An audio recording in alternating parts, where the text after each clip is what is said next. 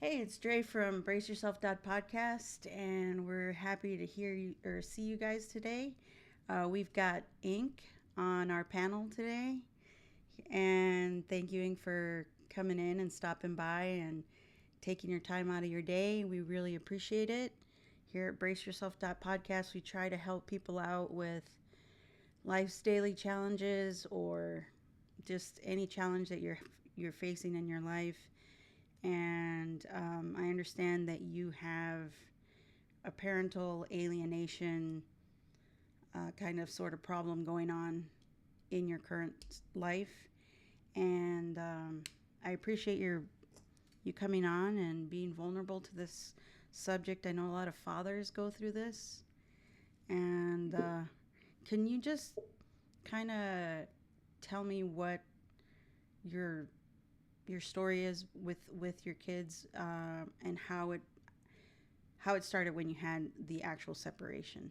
Like, do you see them, or what happened that drew you guys apart? Okay, well, I had my firstborn, which is my son Shaden. He's 11 now, and everything was good. It was straight. Obviously, I was a first time father, just like the mother was. First time mom, and we were both actually scared of what to be a better parent and all this other situation, but. There was a ulterior motive that my son's mother was having. So when my son was born, I decided to pay an apartment for 2 years straight, Mm-hmm. and like really get down and busy to take care of my son. You know what I'm saying? Whatever this and that. And so once the two years of that apartment rent got done, she saved all the money and put all the money towards a house to get with her parents. And Yeah. that messed me up because I was writing on the 2 years and trying to get a job, and it was pretty hard for me at the time, whatever this and that. And during all that, she kept picking fights, picking arguments, and throwing negative things like basically manipulative, narcissist manipulation towards me, bringing my self esteem down a lot to the point that I don't want to do nothing for myself and not even much get a job. All that stuff went into play, kept building up and building up. And so to the point the 2 years was up, she started a big fight to the point that she manipulated her parents, thinking that I was a really evil person and stuff like that. That I can't be around my son, and so that's how my whole alienation started.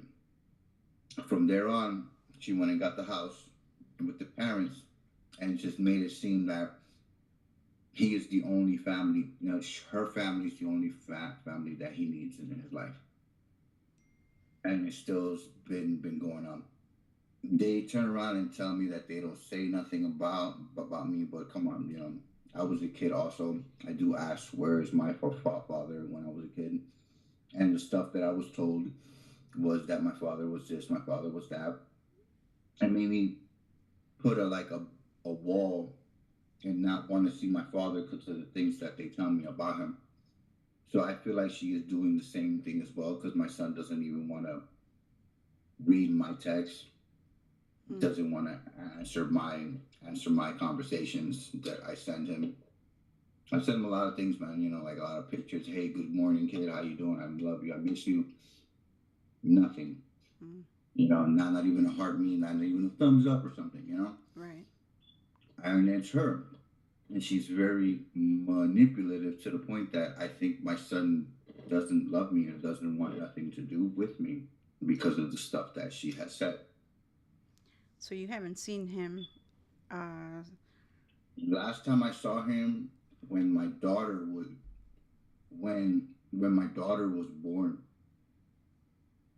and my daughter's 4 years old now. wow. Okay. So basically, and I understand there's like two sides to every story, but it seems to me that I've talked to a lot of guys who or men who have been in this situation. Um, so and it seems to be mirroring yours, like what you just said. It just like stops at one point, and then it's like that's it. No more. They don't know where they live. They try to text, to email, to call, and they get no responses at all. Um, so what happened with your second child? So after that situation happened, I kept trying and trying and trying. So there's so much that you can try until you just like let Jesus take the wheel type stuff. You know what I'm saying? Like he'll come around, he'll come to me, whatever this and that. So I was like, you know what?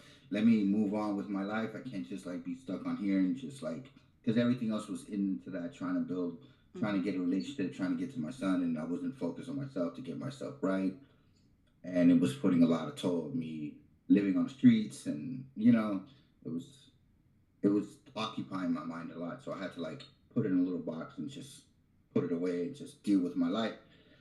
And so I met my second my second daughter. Well, the my second baby mom. I don't want to say baby mom because it looks really ratchet. But That's okay. but my daughter's mother, and we were just friends. She would come by, da da da, chill, this and that, and then.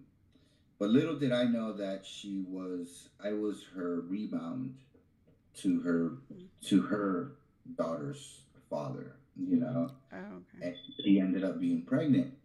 But she thought that she was pregnant by him because she cheated on me Mm. with the baby daddy and said, "Oh, I'm pregnant with him, so I can't be with you no more." Da da da, whatever. And I'm like, "Thank you for telling me the truth. I really appreciate it, but don't call me or text me ever again." I was really hurt because I was already trying to mend from whatever I was with this one to this one, and now what the hell, And so come to find out, I met somebody else, which comes to my third baby mother, and I was hurt, so I was like, you know what, let me something to pass the time. Oh. Whatever. It wasn't really like I want to, be in a relationship because after those two relationships, I'm like, you know what, for what? I'm always the problem, but when I leave, the problem is still going on. I don't understand that. And so, plus that I got cheated on. Imagine. So she happened to get pregnant. 6 months down the line, the other one contacts me and tells me, "Hey, the baby might not be his; it might be yours." So I'm like, shoot, you know. Now I have two daughters. They're both born 6 months apart. They're both 4 years old. Red flag. I already know, but Yeah. it's just the point is like after that, during the time that my other daughter, my second daughter, was born, my first daughter. I don't want to say my first daughter, but my second kid was born. The mother had so much resentment with me because I wasn't there during the birth Mm. during the birth or her being pregnant, that I wasn't there being supportive or nothing.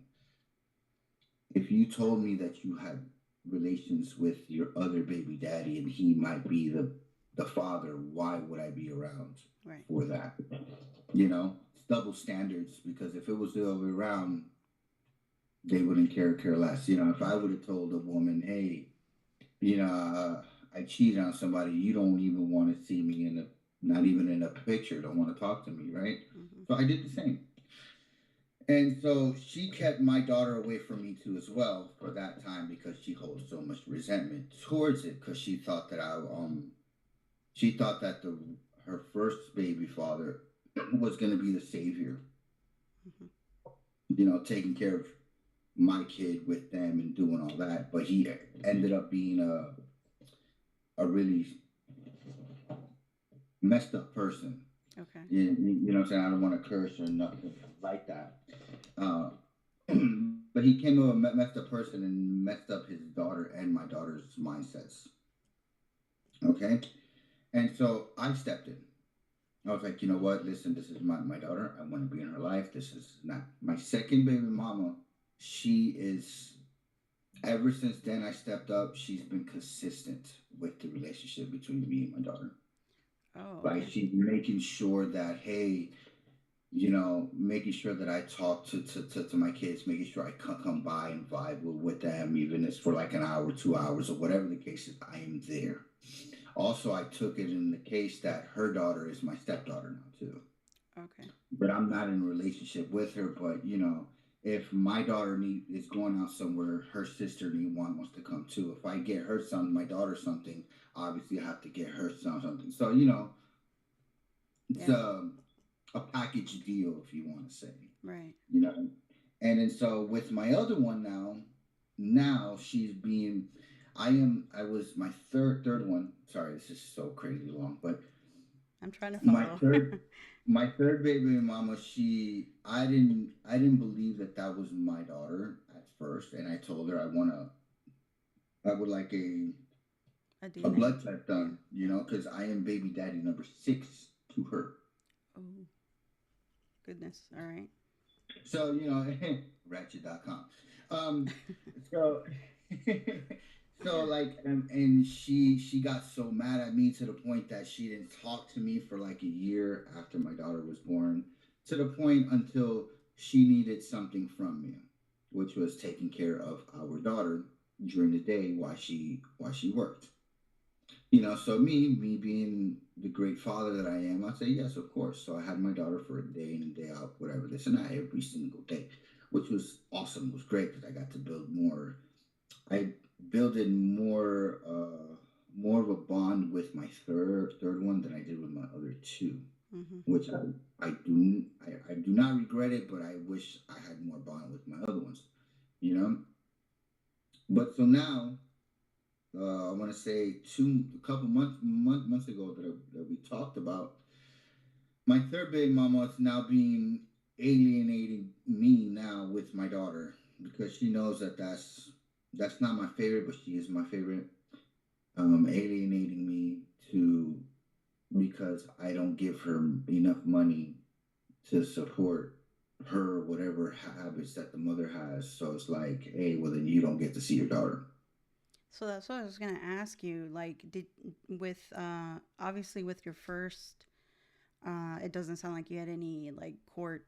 No, you just had you none didn't of even them have. wants to take me to court. None of them wants to do all that because It takes a lot of money. Yeah. it takes too much, and we don't got money for that Yeah. and Yeah. headaches. So it's just been like an oral verbal agreement that you Yeah, guys were gonna co-parent or try to figure something out as a plan so that you could see at least yes. one of your daughters. And the last, your very last, your how old is your youngest? Both of my daughters are 4. Oh, okay, they're both four.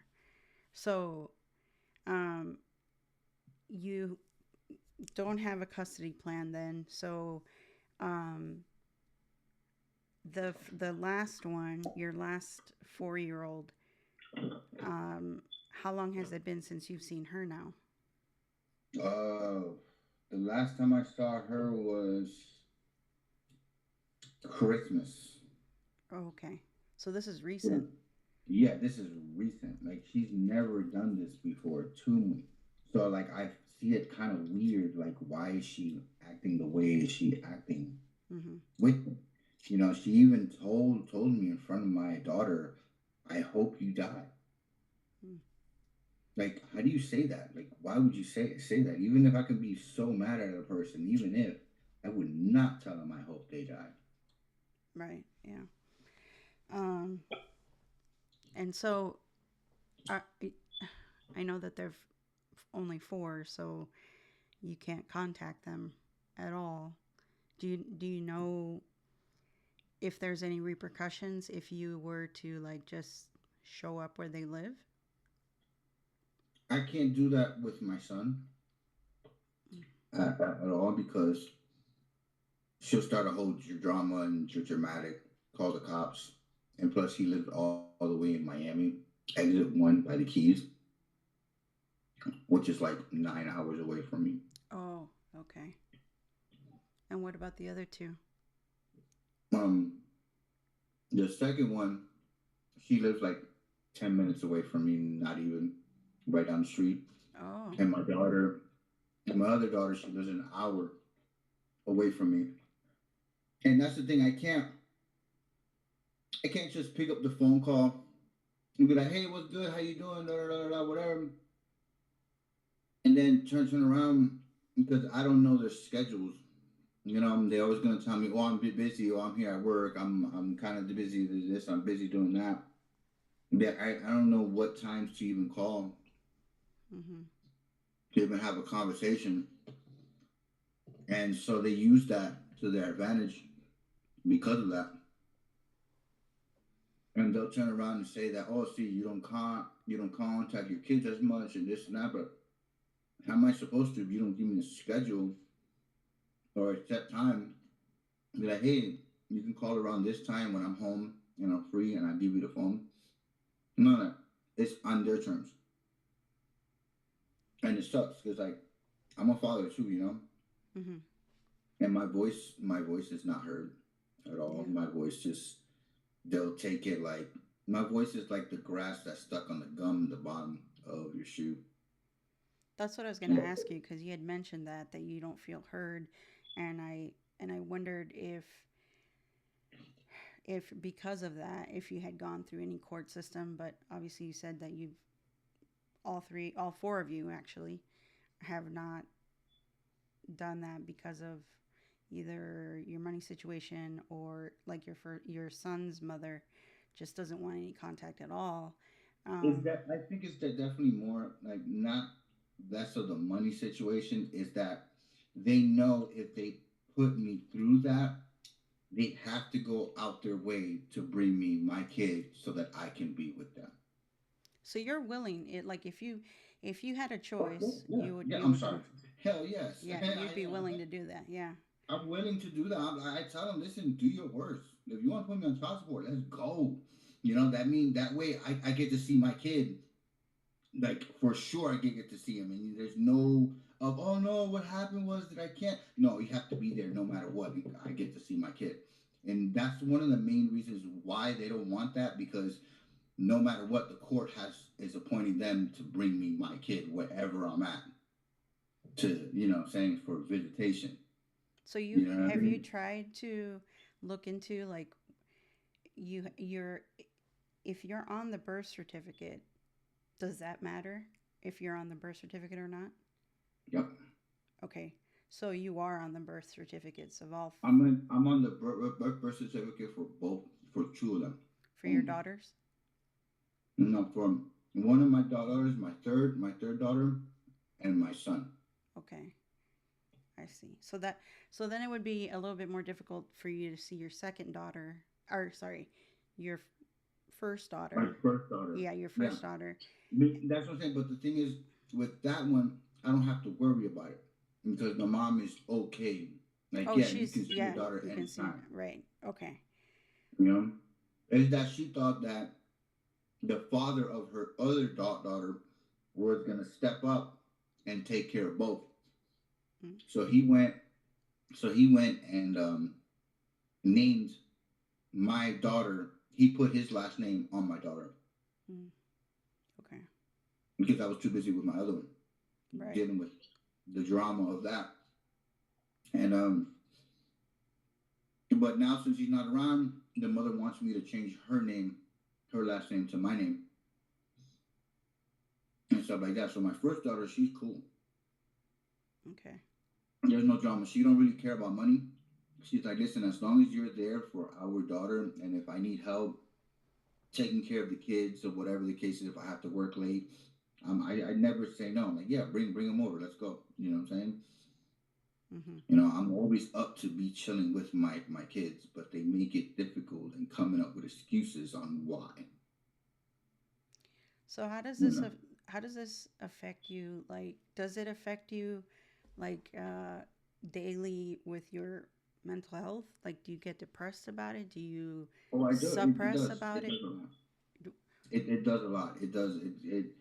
It affects me towards my art. It doesn't give me drive towards a lot of things. Sometimes, and if I'm chilling with my daughter, one of my one of my daughter, then I start thinking about my son and my other kid.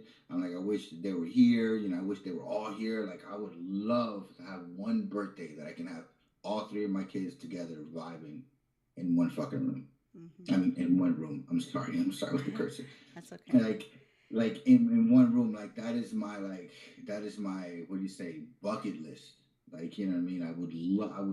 I would die happy knowing that I have all my kids in one room chilling. You know what I'm saying? And it was just like it's just they make it difficult, and I'm not like I would understand if I was a bad person, if I was in and out of jail on drugs, strung out on drugs, and just a whole mess. I would understand that. That's the reason why they don't. You know what I'm saying?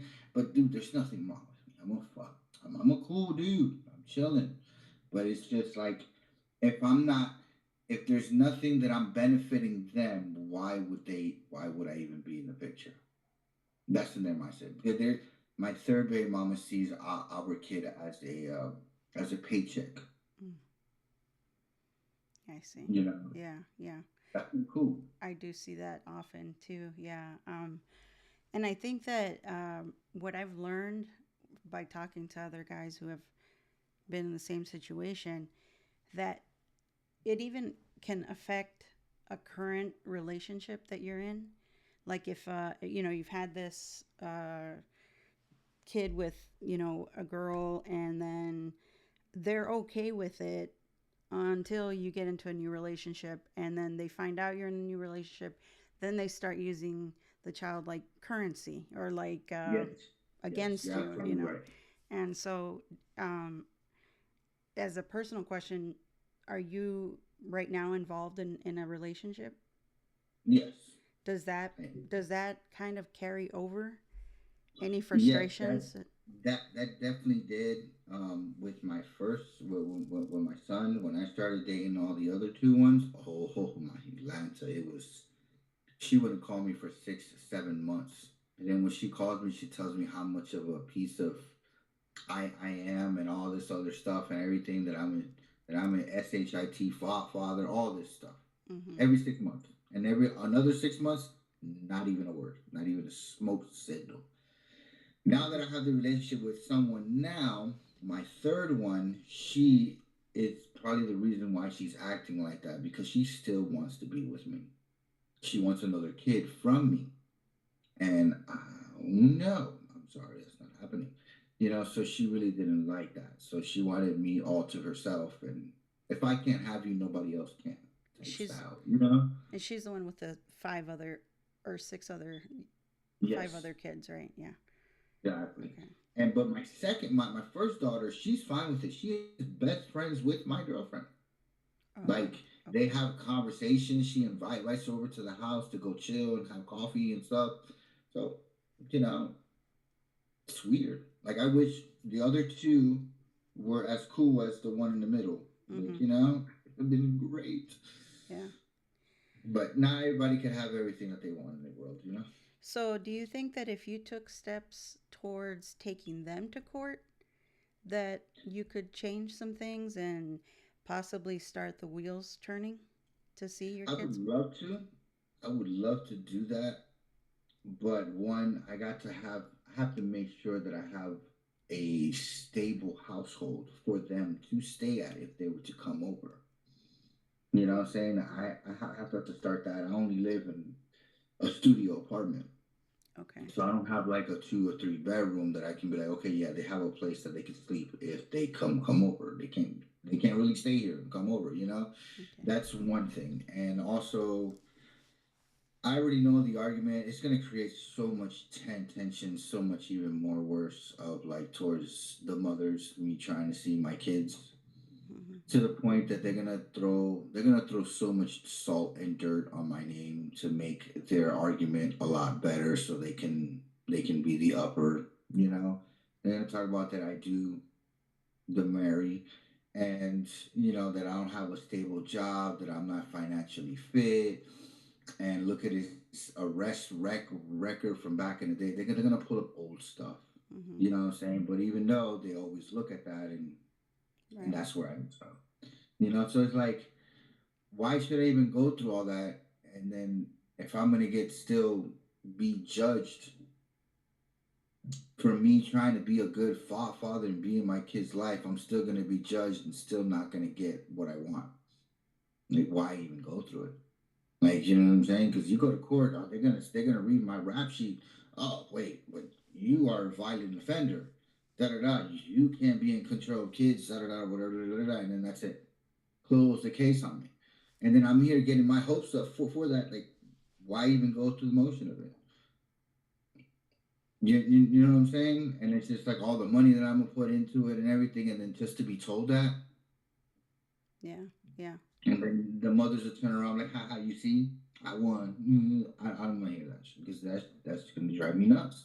Yeah. You know, that takes me like right now, mentally, not now, but throughout the whole situation, it's really affecting me that I can't be with my kids, that I can't call them up or they can't call me to ask me for an advice or something. You know what I'm saying? Because their mothers think that I'm the whole different, like they paint a picture of me that is really not really true because they feel some type of way about it. Right.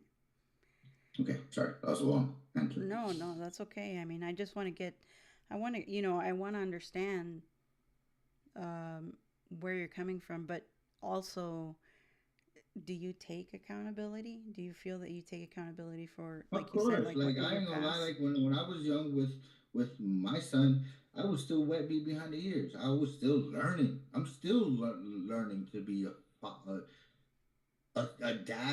dad girl. Just imagine. I would never think that I would be that, but I'm still learning every damn day. I'm learning, and it's like of course, I wasn't all that crazy stuff before I was going through my situation and trying to grow older.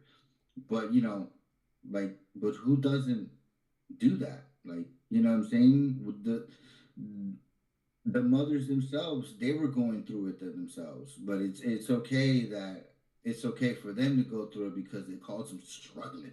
They're struggling. They're trying to be better. But when a person's doing it, a male's doing it, it's considered, oh, he's a deadbeat.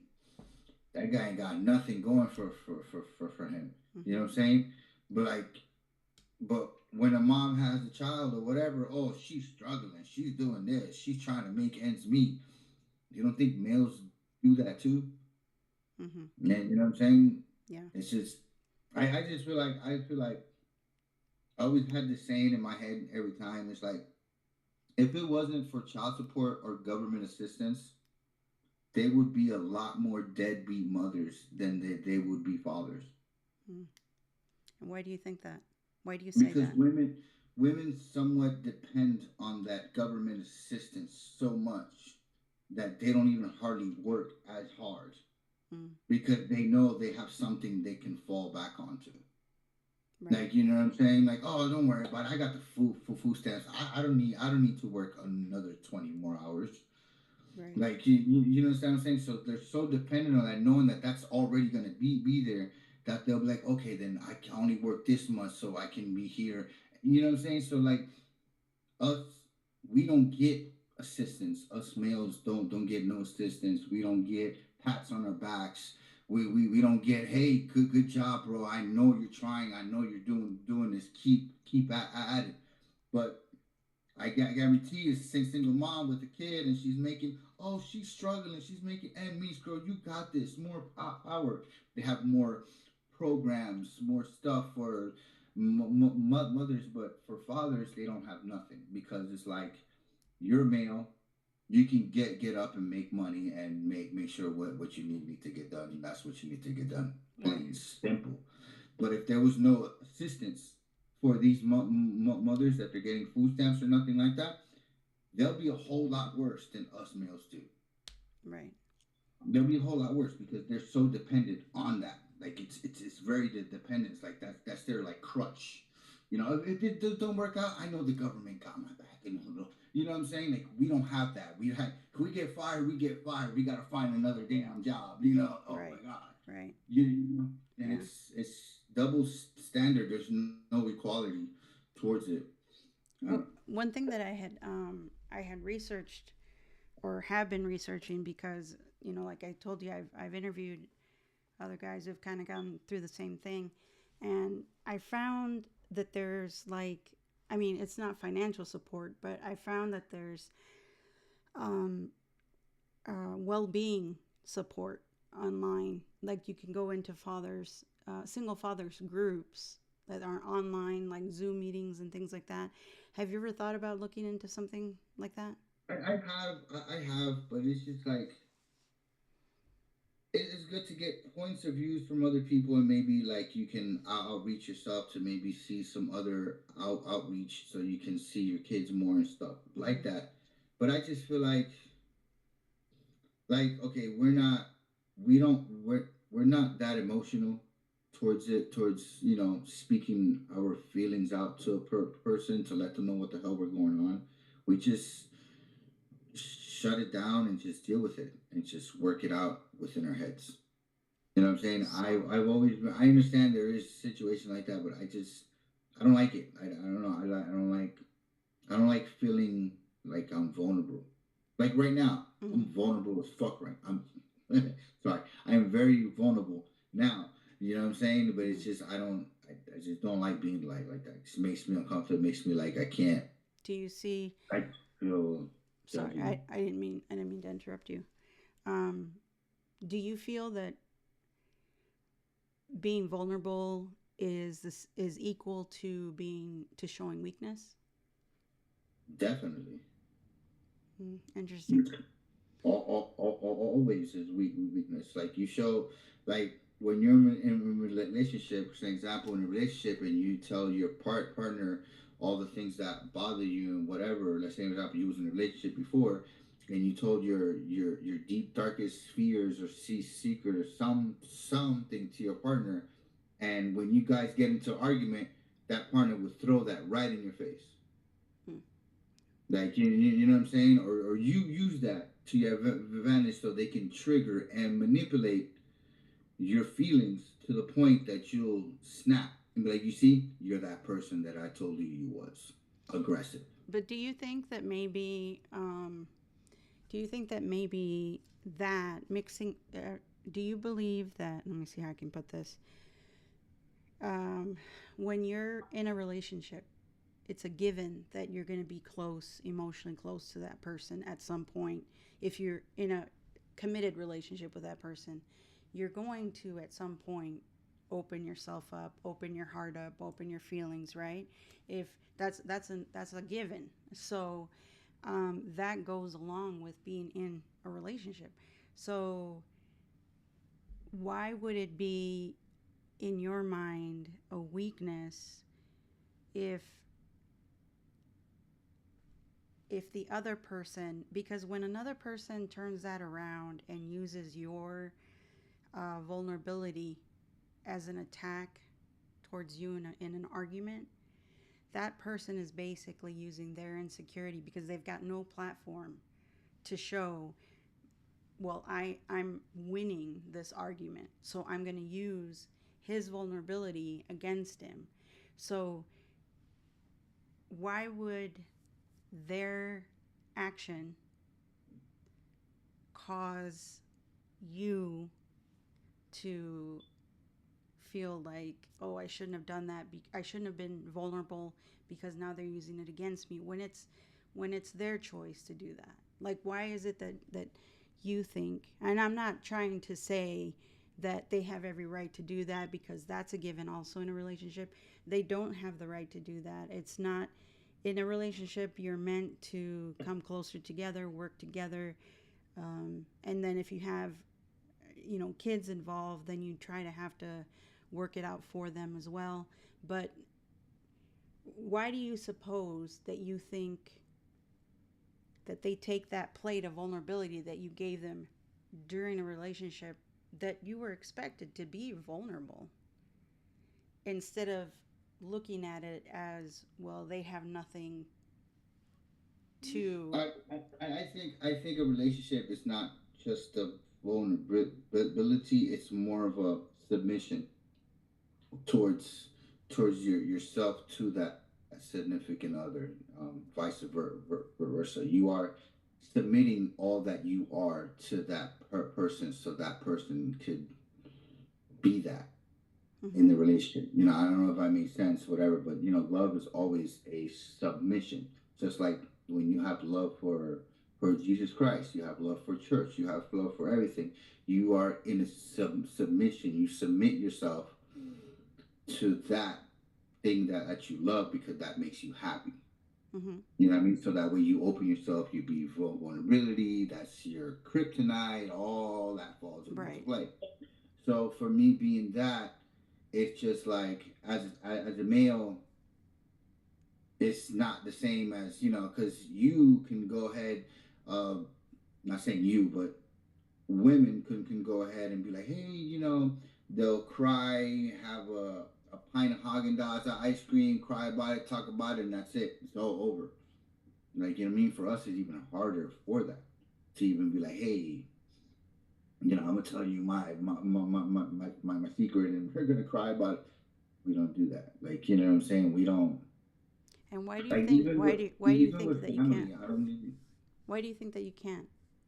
because I don't like.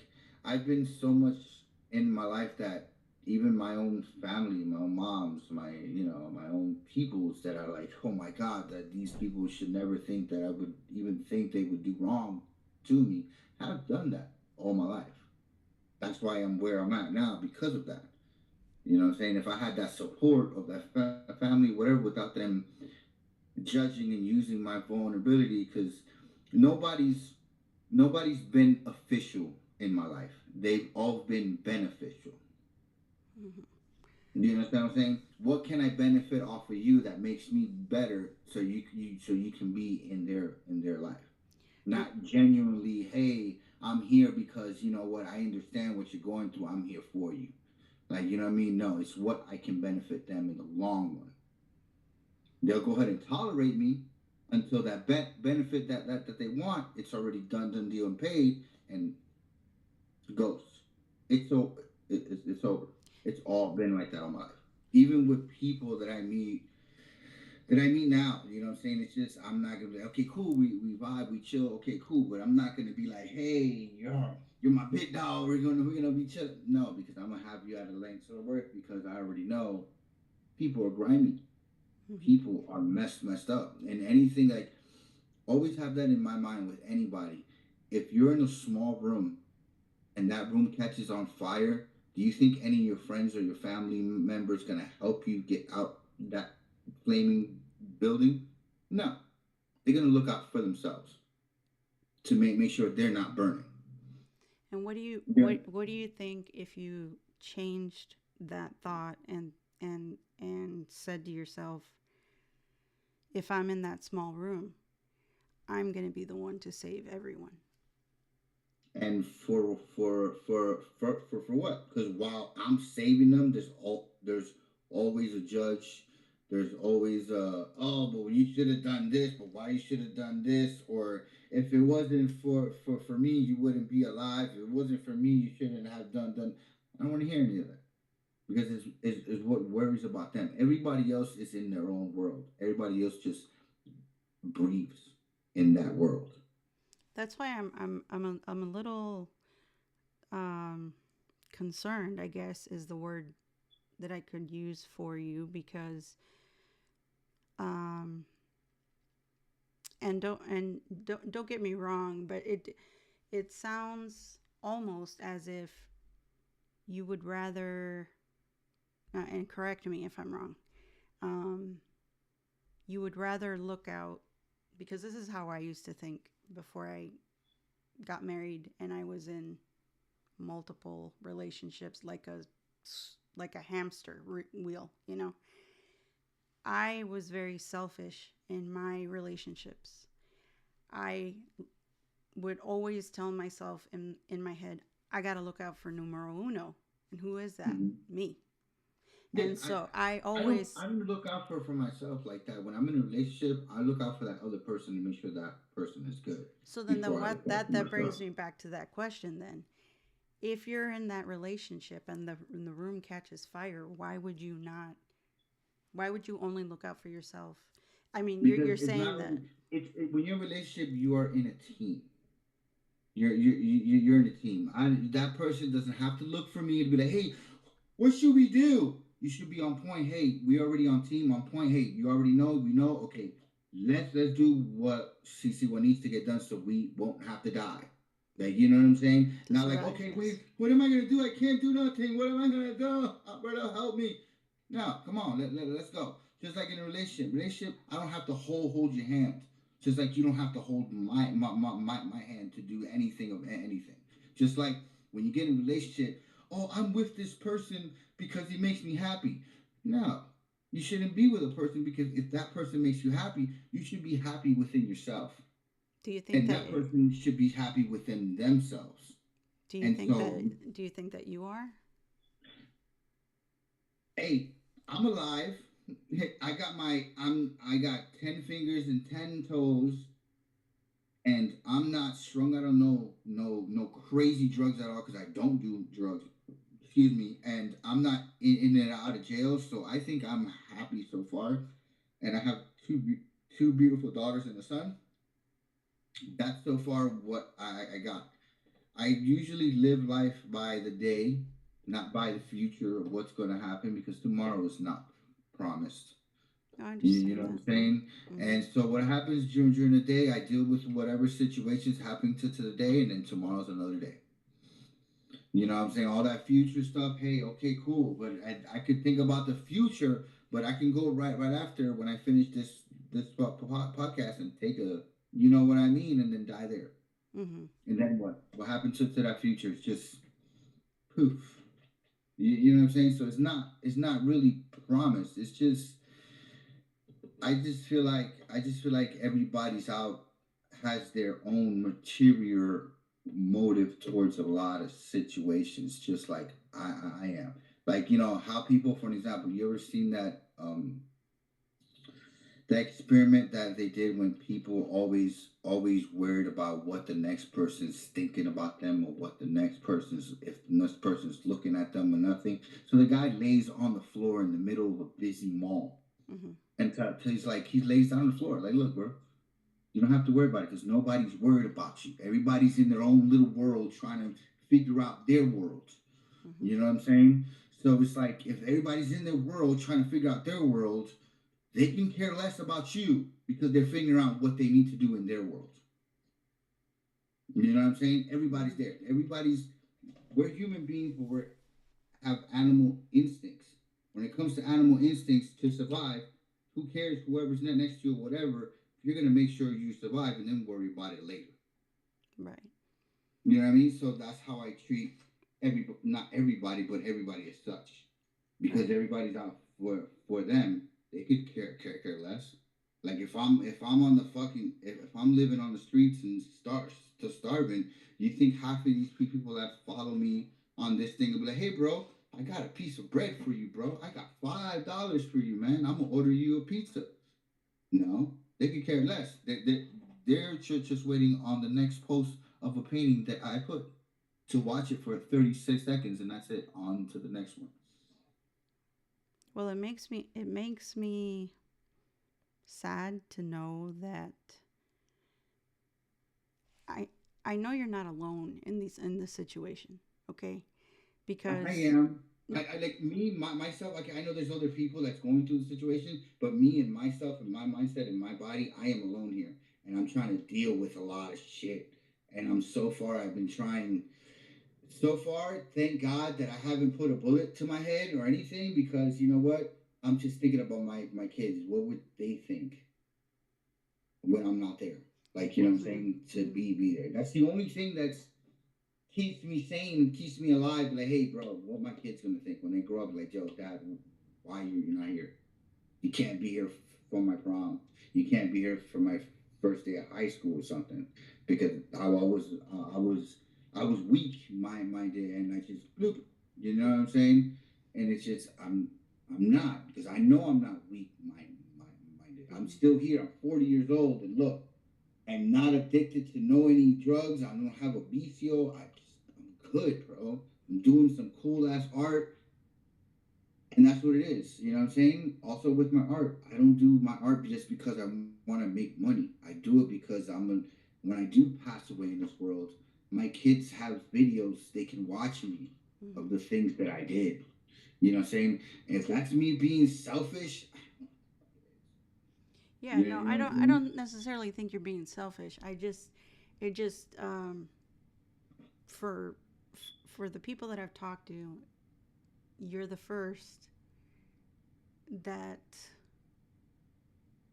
says you're, that you do feel, I mean, well, no, you're not the first that says you feel alone, but you're the first that I've encountered that is still saying or thinking that the mentality is that you're going to get judged, you're going to get played, you're going to end up losing the fight, no matter how hard you do it. And, but I do see a glimmer of hope with what you said about leaving a legacy for your kids, thinking about your kids, and not ending your current situation by saying, I'm so depressed that I'm going to end my life.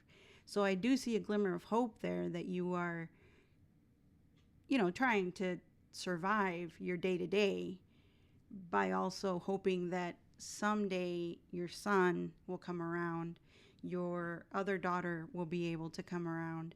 And since they're so young right now, I believe that there may still be time for that. So I want to kind of challenge you with something. If you want to take this challenge, it's a personal challenge. You don't have to be accountable to me or not. You don't owe me anything. You don't owe any of our listeners anything. But I want you to take this challenge on, and that is that even though in life it seems like people are in their own worlds, which you're correct in saying, and people are in their own minds, they're in their own cycle, and everybody's busy doing their own thing. But I want you to see if there's anything that you could do to change something that would help another person. And I believe that your first step is that you took the chance in being vulnerable here on the podcast. I think that was the first step. So I want to see if you can take just 1 week. Just take 1 week, perhaps maybe next week, and think of something that you could do for someone who may not feel comfortable being vulnerable, and help them to be vulnerable. And not ever and never say, "Hey, if you ever get mad at me or anything, I'm never going to put this in your face. I'm never going to bring it back and say, well, hey, I did this for you and now you're turning it against me, or you know, to kind of try to maybe see it not from, I know that you've been victimized. Okay, I understand that. But so that you could maybe try to see that there's a beam of light that can take you out of that victimization, even just for yourself, not for your mom, baby mom one, baby mom two, or baby mom three, or actually not baby mom two, but at least for the other two, so that you don't feel that victimization so much. So you can kind of maybe just, if it's a stream of hope, that you can get out of that victimization mind, because what they're doing is on them. If you're trying, that's on you. If you stop trying, that's on you too. So that's my challenge for you, is to maybe seek out a person. It doesn't have to be your baby mamas. It could be just a friend that you have, whatever. If you see them going struggling through a problem, and even though you say, well, us men don't speak about it, believe me, men do speak about their problems. I've been in contact with many men, as with the podcast, that have been vulnerable and have been able to share whatever's on their mind. But so I want you to take that challenge, if you would, and see what comes of it. I do that challenge almost every time that you see me on live.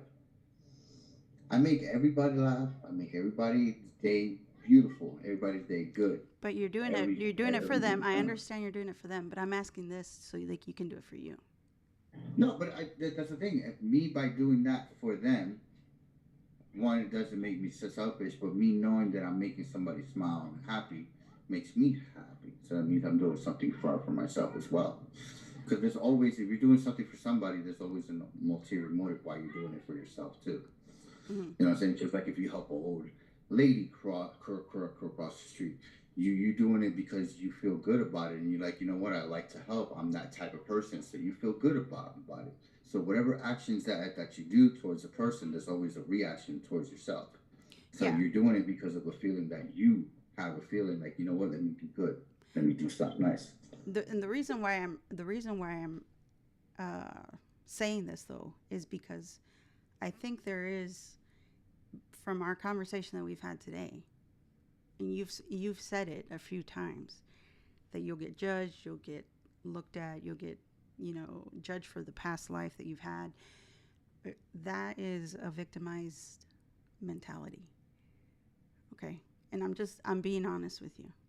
So the reason why I ask you to do this challenge is so that you can maybe change that in your mind to stop being so victimized, so that you don't play the victim, is why I'm challenging you for that. Because because that's what I see, and I'm being objective here because I'm I've heard everything that you said. I've listened to what you've said, and I can kind of get a sense of what your character is, which, you have an impressive character. I've known you as an artist. You have a creative character, of course. I don't know you personally as a, like, someone who was involved with a relationship with you, but I can see the pattern kind of, from what you've told me, the pattern of women that you've chosen previously, which now maybe you're changing that with your current situation or your current relationship. But it seems that, and I understand the hurt of your, I don't, I can't really empathize, but I do sympathize with your situation because I don't have kids. I never went through that with any of my uh, ex relationships, but I can see that you do feel like a victim, and you have every right to feel that way. However, you can change that mentality about it, and that way maybe it won't stagger your life, is what I'm trying to say. That's why I choose the one that I'm with now. We have been with each other for a year now, and Okay. and no arguments, no fighting. Like I'm already expecting and thinking there's gonna be a drama and fighting. I'm sorry, there's so many kids out here and Oh, noise, that's okay. but like, I'm always expecting, thinking, oh my gosh, she's gonna get mad at me, she's gonna curse me out, she's gonna say something to me in my mind. You know what I'm saying? Mm-hmm. But she doesn't. Like there's nothing wrong. There's no arguments. There's no fighting. There's like, oh my God, you should do this. None of that. She respects me for the person that I am. She listens to me for the person that I am, and she hears my voice. You know what I'm saying? Mm-hmm. Which is good and it's great. And the other ones see it. Mm-hmm. You know what I'm saying? They want to keep me at the level that they saw me at, so they can easily manipulate it. But once they see that I'm not like that no more, and I'm changing, I'm turning a whole new leaf because of the relationship I'm in that's making it better on my mindset, not acting like a victim, they're doing this, the alienation again. Gotcha. You know? Well, But I hope that you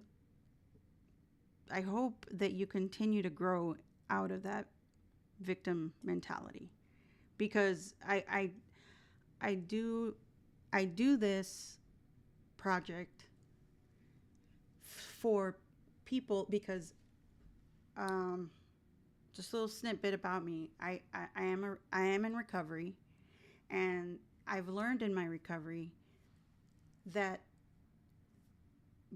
not everybody has, like you said, somebody to lean on.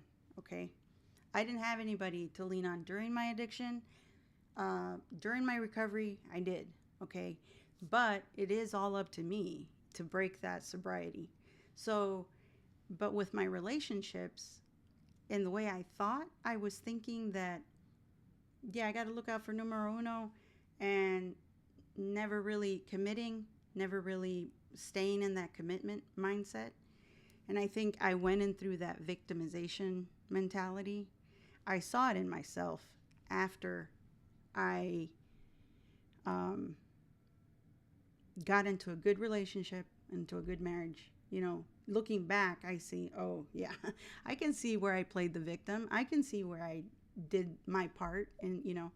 So that was the only reason that not the only reason, but that's just a little bit of my background. But what I do this so that people can get a different perspective, maybe, and I want to try to help you to help yourself, and hopefully in the future we can follow up and see how you're doing with your mental health about it, because that's what matters to me as a person. With the people that I interview, I actually do care. I actually do want to see a result. I actually do want people to get out of that victimization zone that they're in mentally. And it sounds like you're trying to do that with your new relationship. And it sounds like you're getting mentally stronger to try to avoid going back into that depression every time, going back into old patterns that maybe you have. Maybe this new relationship will help you to grow in that direction. So that's the challenge. That's why I asked you to do that challenge, because I want you to feel the strength that oh, you know what? Even if I do make a change, I'm not going to look at it as, well, they're going to judge me for this. They're going to judge me for my past. They're going to judge me for the girl that I'm with now. All that aside doesn't matter. You put that all aside because that doesn't matter. What matters is your kids, right? That's what matters to you. Yeah. So you take that step. No matter if you're going to get judged, no matter if you're going to get a bite back, no matter if you're going to get barking or anything against you, you're still going to show your kids that you fought for them. Whether it be with a Exactly. legacy with your art, or whether it be, hey, you know what? I decided to stand up for myself and get out of that victim mentality. So I did the best I could. I'm still trying to reach out to them. I'm going to continue to reach out to them.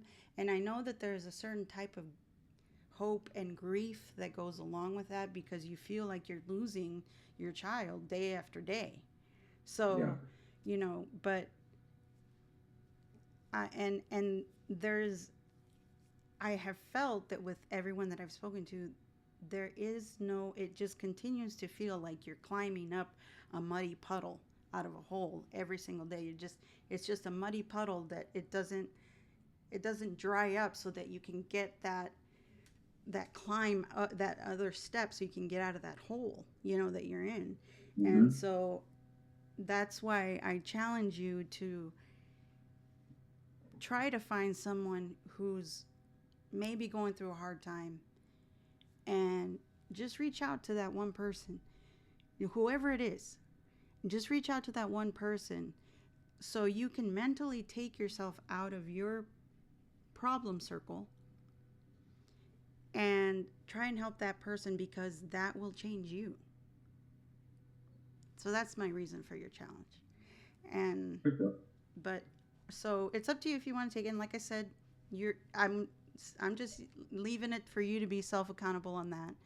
But you know, with everything that we've talked about, I really do appreciate you being so vulnerable today, and discussing it with your true honest feelings.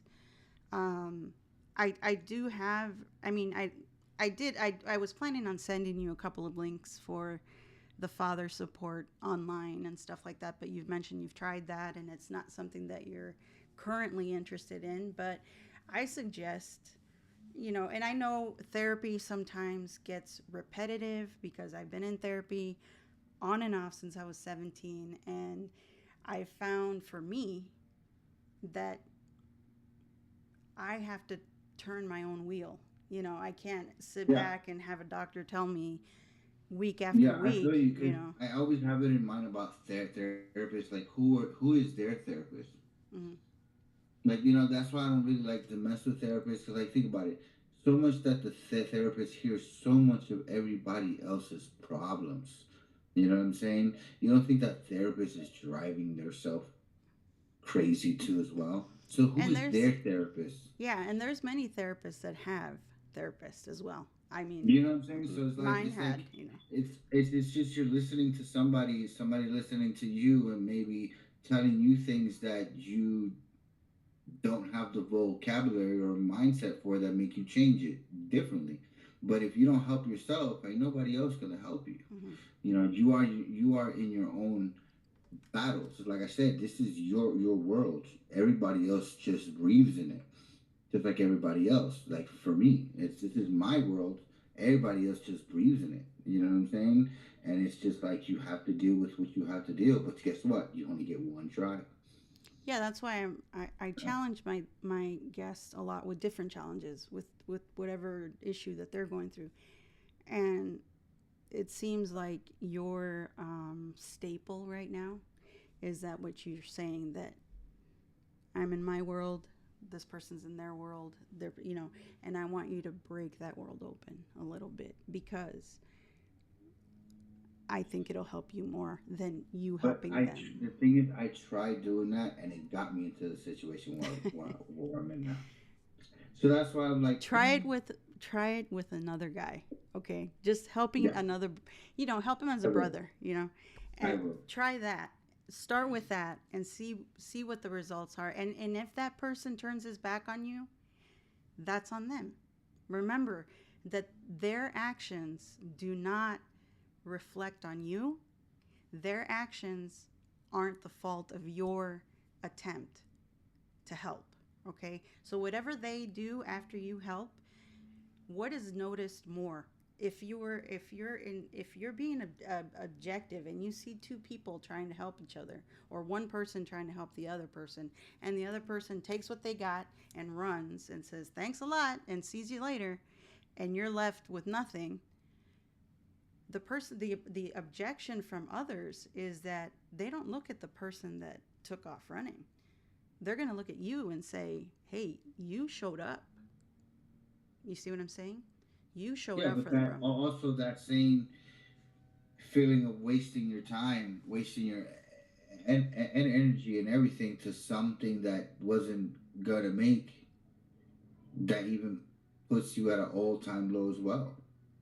Like, you know what I'm saying? Because it makes you think, like, for an example, if you help that person took it and left and this and that, and they messed you over and this and that, you're going to have that in your mind, like, damn, I'm not even good enough to even help a person because they up and left. So am I even good enough for myself? Like, you know what I'm saying? Like Yeah, I always expect the worst and prepare myself for the worst than just prepare myself for the good. So that I won't that's have to get why let down as much. that's why I want you to change. That's why I want you to challenge it, because you're still saying I'm still going to get screwed over, and why Yeah, but waste my time? it's just the feeling behind it. Cause dude, I when I get depressed, bro, I don't even want you to breathe the same air that I breathe. Hmm. Like I don't want to talk with nobody. I don't want to do no art. I don't want to do nothing. So for me not to prevent myself from thinking that and going through that rabbit hole of depression, I might as well don't do it because Okay. I know that how in the long run how I'm gonna feel is just like for example if you tell the kid, hey, we're going to Disney tomorrow, and then you really don't, how's that kid's gonna feel like shit? So like that keep my hopes up for what? Like, you know what I'm saying? Because in the end, I'm gonna feel like shit afterwards. Excuse me. I'm gonna feel like crap afterwards, and then all that depression, self doubt, the not going through, not doing what needs to get done, no umph within yourself. I don't want to go through all that.